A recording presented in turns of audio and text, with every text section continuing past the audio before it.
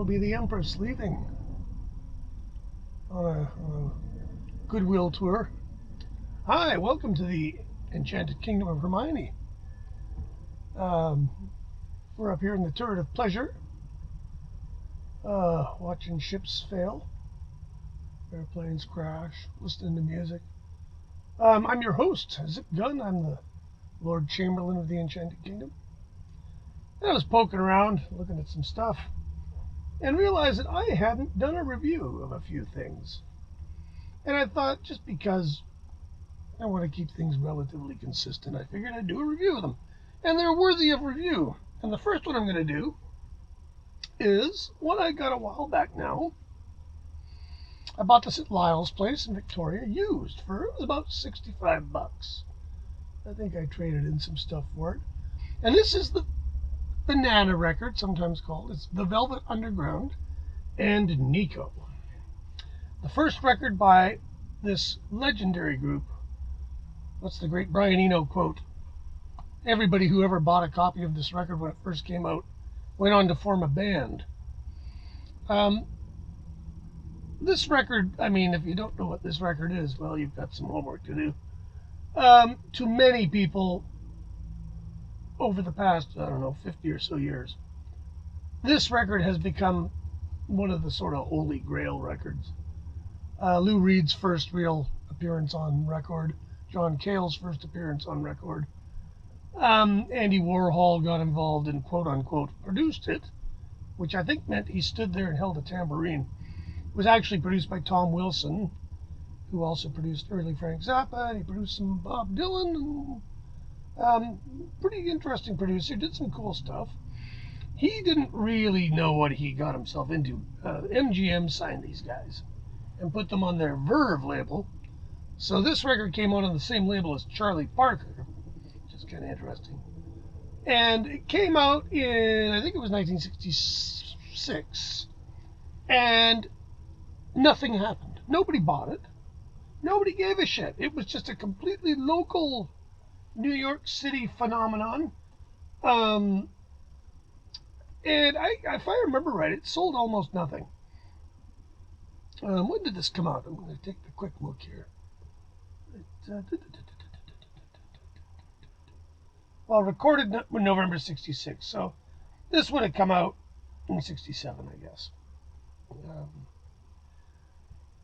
And there's not really much to say. It has Sunday Morning, it's got Waiting for My Man, it's got Heroin, Venus and Furs, Femme Fatale, All Tomorrow's Parties. They're all hits, basically, nowadays.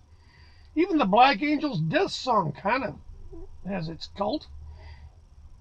I'll Be Your Mirror. And their first ever sort of noise jam song, European Sun.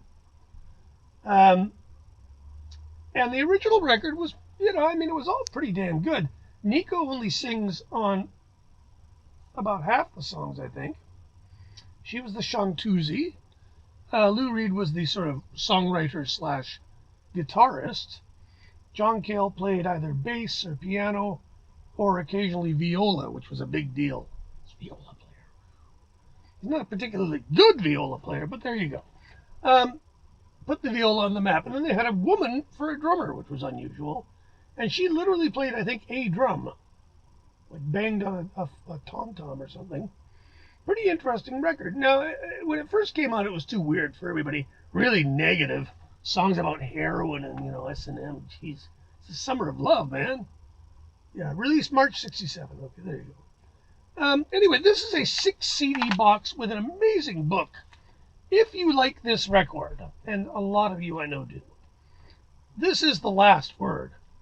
And the booklet was put together really well, really thoughtfully. It doesn't blow too much smoke up their rear ends.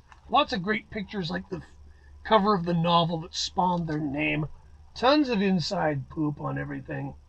Everything you'll ever need to know about this record is in this book. Millions of fabulous photographs. I won't burden and lengthen the video by showing too many of them, but just a really great package. It's a decent size. You can sit and read it. And it is a 6 CD box. Okay, well, when do you get 6 CDs? How do you make 6 CDs in a one great album? Well, Okay, CD number 1, you put out the stereo version with 5 alternate versions, all in stereo. I do believe these are the original stereo mixes. I don't know about the alternate versions. They may well be subsequent remixes.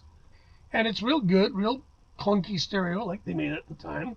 Disc 2, you won't believe this. That's the mono versions. They are quite different. I do believe there's differences in takes in... Which one is it now? All Tomorrow's Parties. The single, I think, might be different, 249. Yeah, it's been trimmed. I'll Be Your Mirror with an alternate ending. All the record collector details are in here, and if you really are a nut for the stuff, you get every conceivable variation. Disc 3 is kind of a curveball. You get Nico's solo record, Chelsea Girl, which basically features the Velvet Underground, as well as guest artiste Jackson Browne, who I believe was fucking Nico at the time. And it's her, her solo record. I'm not really sure what the plan was here, whether they were going to cross-promote her, or maybe she was out of the band by this time. I don't really remember. Issued October 67. So March 67 is the album. By October 67, I think she was done. But same people, Tom Wilson produced it. Val Valentin, the engineer, got to mention him. Great engineer. God knows what he thought of some of this stuff. These guys were straight, really straight arrows. And disc 4 is the Scepter Sound Sessions. Now, I don't remember much about these other than they are alternative recordings of European Sun, Black Angel, Death Song, All Tomorrow's Parties, I'll Be Your Mirror, Heroin, Femme Fatale, Venus and Furs, Waiting for the Man, Run, Run, Run. Basically the whole album. Some of these are from acetates. Some of them are from tapes. Recorded April 66.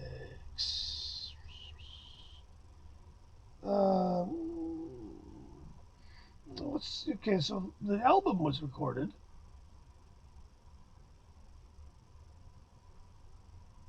at Scepter Sound Studios. So what's the difference? Alternate mix, alternate version, alternate version, alternate mix. Okay, so this is kind of barrel scrapings, but there you go. But then there's also on this CD the factory rehearsals. These are pretty cool. The sound is not great, but it's okay. And it's essentially them rehearsing. There's a song called Walk Alone, credited to Lou Reed, Jerry Pellegrino Jr., Terry Phillips, and James N. Smith. I wonder if that's one of the Pickwick songs. And there's a song called Miss Joni Lee that's not from anywhere else. They do a version of Bo Diddley's Crackin' Up, leading into a version of Venus and Furs. And they do 2 versions of Here She Goes Again, one with Nico and one without. Yeah, neat. Cool stuff to have. So there's disc 4. You got 2 more discs. Now this is where I really got off on this box. Disc 5 and 6, live at Valleydale Ballroom, Columbus, Ohio, November the 4th, 1966. So this would be 5 months before the album comes out. And they do Femme Fatale, Venus and Furs, Black Angel, Death Song, All Tomorrow's Parties, Waiting for the Man, Heroin, and Run, Run, Run, which is basically the album almost. And they do it, it's neat. It's a live concert version of these in front of a small audience. But what makes this box set worth it for me is the opening song, which is entitled Melody Laughter, and is credited to everybody in the band, Nico being Krista Pevchin? I cannot pronounce that. No wonder. I'd call myself Nico too with a name like Christian Pevchin. Anyway, Melody Laughter, 30 minutes long. It's a free jam with all of them, and it's magic. And the sound is good enough that you can get into it. You can't play it loud, it'll hurt your brain. And then at the end of the 6th CD, there's a thing called The Nothing Song. Same thing, credited to all 5 of them. And it's also really cool.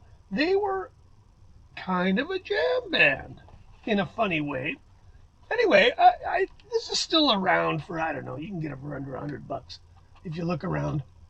it's weird because officially this is called the Velvet Underground and Nico 45th Anniversary Super Deluxe Edition. Don't confuse it with the 45th Anniversary regular version. I don't know. UME. The evil UM did this. This is from about 2012.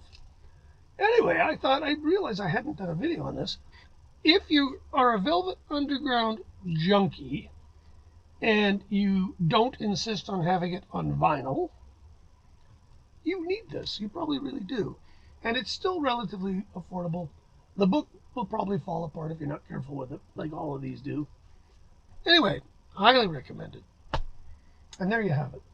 Don't forget to subscribe, hit the notification button, and I'm going to try and do a whole bunch more of these things. I got lots of little bits and pieces I got to catch up on. We're going to watch this. Ooh, this doesn't look good. Anyway, take care of each other. Got my shot the other day. Waiting out the period until I'm invincible. And you should get yours too, hopefully. So we'll be out of this mess in no time. Take care of each other, and we'll talk to you later.